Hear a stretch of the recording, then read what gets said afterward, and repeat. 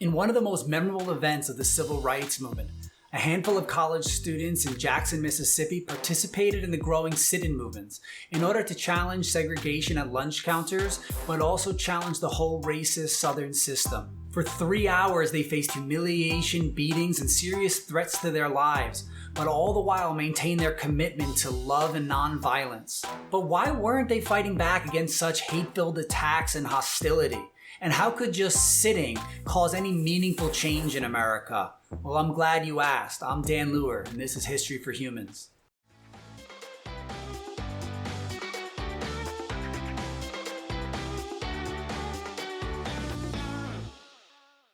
This photograph is one of the most iconic of the whole civil rights movement, and it was taken during the events just described in Jackson, Mississippi. In today's lesson, we're going to be unpacking and telling the story behind this picture, but let's look at it.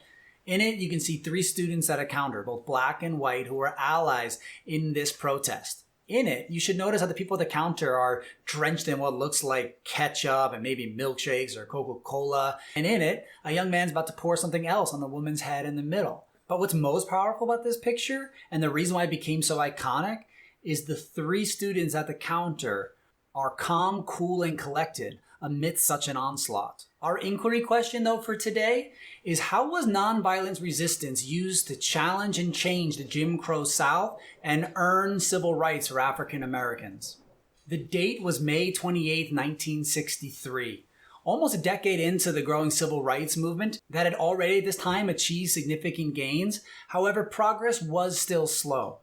And 14 students from Tougaloo College in Jackson, Mississippi decided to participate in a protest that day.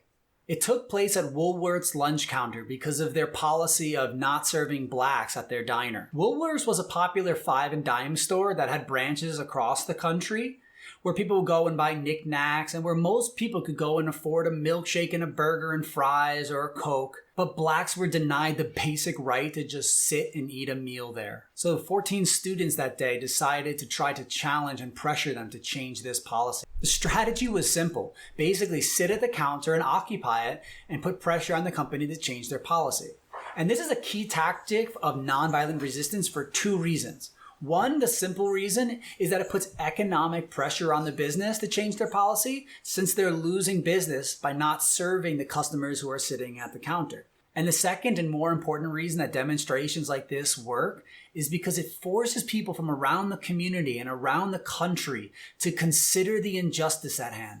It exposes the humiliation of the Jim Crow South and the righteousness of the people who are struggling against it. These students were a part of the civil rights movement known as SNCC, the Student Nonviolent Coordinating Committee. Kind of a mouthful. This organization was made up of young black and white high school and college students who were committed to nonviolent demonstrations in order to help blacks achieve their long denied and long overdue civil rights. But how did this whole civil rights movement even begin? Well, I'm going to need to drop history like a hammer to answer that. So here we go. It's hard to say exactly when the civil rights movement began. Some could say it began during World War II with the Double Victory Campaign. Others could say it was during the 1920s and the Harlem Renaissance. But most consider the start of the civil rights movement to be with Rosa Parks and the bus boycott. That's because this event triggered an almost 2 decades long sustained effort to fight for civil rights.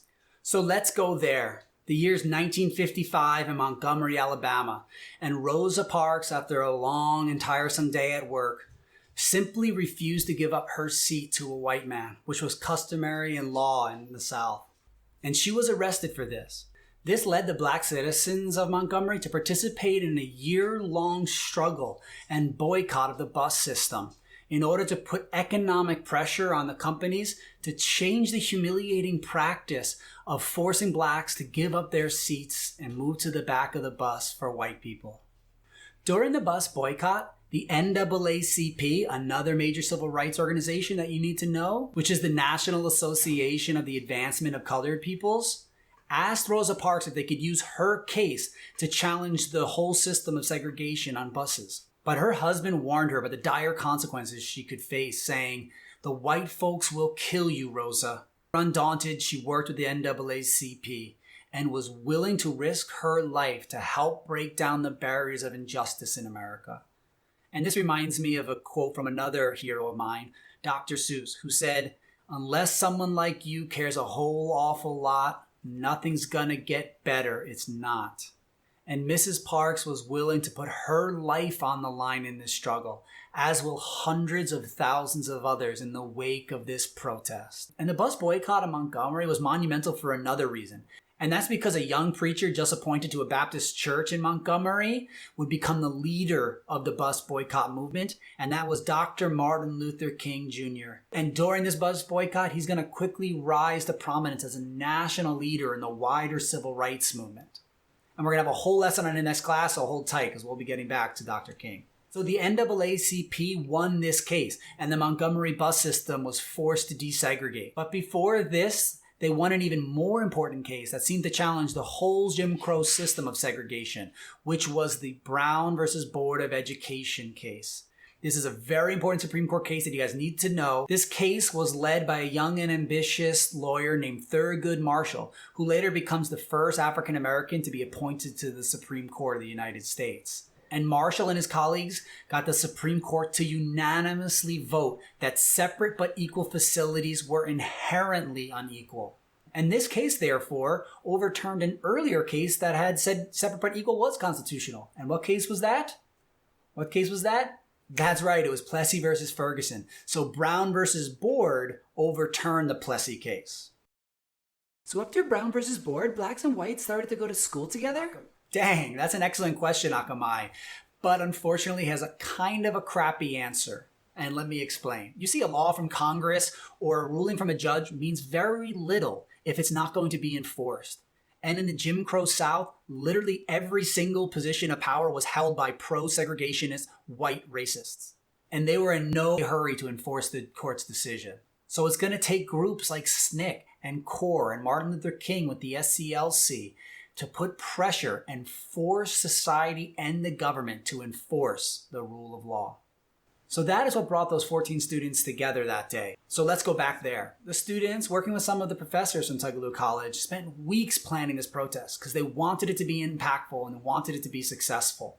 So in order for that to happen, the day of the sit-in, they actually planned a diversionary protest up the street, hoping that would buy them time to make sure that they would be able to sit at the counter and not get arrested before anything happened. However, the diversionary or fake protest up the road actually got broken up really quick, leading the students to have to improvise. And that is what brought Joan Trumpauer into the mix. See, originally she was supposed to just be what was called a spotter. She was just supposed to keep her eye on things to make sure the protest was going as planned. However, she realized that she was actually needed at that counter, and she went in and took a seat, and the protest was underway. At the same time, a white high school in the town was on lunch break and heard there was something going down at the Woolworths, and so a crowd of them headed there. They began taunting them, saying racist, horrible words that I'm sure you can imagine, and soon started pouring ketchup and salt and whatever else they could get their hands on the protesters, clearly meaning to degrade and to humiliate and to dehumanize them, though some in the crowd were actually hoping for a fight, hoping they could get the protesters to break from their nonviolence and to swing a hard fist at them so they could jump on and mob them. But they didn't. They stayed committed to their nonviolence. Even when Memphis Norman was thrown to the ground, bloodied and beaten unconscious, did they stay committed to their nonviolent resistance. The others felt the tension in the diner rising, and Joan Trumpauer began to wonder if they would be making it out of there alive. Mr. Lure, that's flipped up. They're just sitting there when all this is happening? I would have fought back. Someone taunting, humiliating, or attacking me and my friends? They're just begging for cracks. I'd be serving haymakers at the lunch counter. You're right. It's only natural to want to fight back and to protect yourself and your friends and to give those thugs a dose of their own medicine. But there's a reason they didn't. And that is why SNCC members actually had to go through pretty intensive trainings on how to remain peaceful and how not to lash out, because that is the instinct. But the training, most of all, taught them how to keep their dignity when others were trying to steal it from them. SNCC members had to refuse to act in violence or even think in violence. And that's heavy stuff. So they actually trained on how not to fight back? That still seems messed up. Yeah, maybe it is, but let me rewind and drop some more history on you so maybe you can better understand this. It was 3 years earlier, in 1960, that the first sit-in movement began. It too took place at a Woolworth's lunch counter, but the original protest took place in Greensboro, North Carolina. 4 students, again from a local university, participated in this protest, but they were not a part of any civil rights organization or group. They received no formal training, but just decided they could no longer sit back and not do anything. So the 4 young men one day just sat down at the lunch counter to see what would happen. They weren't arrested, they weren't assaulted, they just simply weren't served, but they remained in their seats and occupied them until the store closed. And then they came back the next day, this time with more supporters with them. And then the next day, even more showed up. And then 500 people showed up to support and participate in the sit-in. And soon that Woolworths desegregated their counters and started serving blacks. The sit-in movement had begun. And it was from this original sit-in that SNCC formed. It became an organization of the young and brave, both black and white and male and female, who became young leaders of the civil rights movement. But other civil rights organizations at the time, like the NAACP and CORE and the SCLC, were not sure if they should support SNCC. They didn't know what direction this young student group would take the movement. However, pretty soon, they demonstrated their value, and Martin Luther King started to support them, as did others. And then another icon of the civil rights movement, John Lewis, who today is Representative John Lewis, later emerged as a chairman for SNCC. Thinking back, John Lewis said, "There was something deep down within me, moving me, that I could no longer be satisfied or to go along with an evil system, that I had to be maladjusted to it. And despite all of this, I had to keep loving the people denying me service." And later, when he was arrested for a protest and though his mom was disappointed in him, he said he was holding my head high. I felt so free. I felt liberated. I felt like I crossed over. And that is what the commitment to nonviolence resistance does to those who participate in. It empowers them and frees them, knowing that they're fighting against an unjust system with righteousness and not letting the evil corrupt or influence them. And resisting in such a fashion also provoked moderate whites who for way too long simply ignored racist injustice within their communities and within the country and made them come face to face with it. And eventually it's going to move many of them to join their ranks and to take part in the struggle. Later, SNCC would also form sit-ins at beaches and hotels and churches. They also started the Voter Education Project, which was a movement to register blacks in the Deep South, where it's very few African Americans who had registered to vote. And this was much more dangerous than occupying lunch counters, but they realized the power of the ballot and the power of the vote to create change. SNCC also worked with CORE, the Congress of Racial Equality, to lead the Freedom Rides movement. The Freedom Ride movement was actually designed to force the federal government to enforce desegregation in bus facilities. And these were necessary because even under the liberal Kennedy administration, who came to office promising to take action on civil rights, had done very little. The most famous event of the Freedom Rides was in Alabama, where a mob of 200 white men chased down a bus and firebombed it, the passengers just barely escaping with their lives before it blew up. This proved to be a turning point because Kennedy sent in federal marshals to enforce the rule of law and protect the Freedom Riders. And the Kennedy administration thereafter slowly started to embrace civil rights. So you see, through these demonstrations and protests and marches and sit-ins, the civil rights movement was able to overturn centuries-old customs and start winning allies across the North and the South in this struggle. But let's get back to Jackson and the lunch counter. Memphis Norman was removed to get medical attention, but the 3 people still left sitting at the counter did not know what would happen. However, all of them felt the tension rising. The 3 that remained were Ann Moody, Joan Trumpbauer, and John Salter Jr., who was actually a young professor at the college. And while they sat there, they continued to get assaulted. They were punched, hit with bottles. They put cigarettes out on John Salter Jr. And they did not give in to their fears because they knew they were fighting for something more important than just themselves. But eventually, Woolworths closed its doors, the mob dispersed, and the students got to leave with their heads held high, but knowing that they would need to come back and fight another day. But this famous photograph has an even more important tale, and it's the story behind the picture itself, or rather the story behind the person taking the picture. And that was Fred Blackwell, who was a photographer for the local newspaper, and who had only recently graduated from that all-white school where the mob had come from. And he was surely friends with some of the same people, maybe dated one of their sisters. As Joan said, he was one of them. But after witnessing the protests and what they had endured, and how they remained peaceful and dignified, In just 3 hours, Fred Blackwell's sympathies had shifted to supporting the protesters.